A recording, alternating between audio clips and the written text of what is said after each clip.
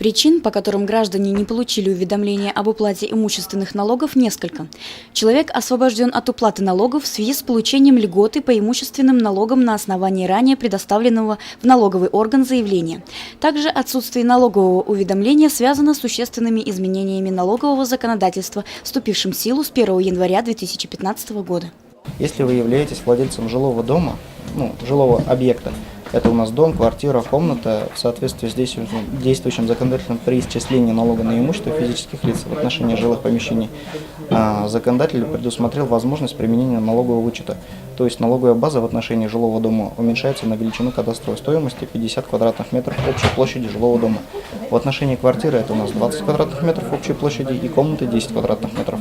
Соответственно, если вы являетесь, например, владельцем жилого дома, общая площадь которого не превышает 50 квадратных метров, то налоговое уведомление в отношении данного объекта вы также не получите. Обязанность по уплате налогов отсутствует. Если общая сумма налогов составляет менее 100 рублей, налоговое уведомление также налогоплательщику не отправится. Налоговое извещение граждане получат в следующие периоды, когда сумма налоговых обязательств превысит 100 рублей. Для решения всех вопросов, связанных с исчислением уплаты имущественных налогов физических лиц, получением налоговых уведомлений, также рекомендуем обращаться по бесплатному телефонному номеру единого контакт-центра ФНС России 8 800 7 2. Евдокия Тидоренко, Радмир Исенгулов, Гульгина Раскильдина, телекомпания СТВ.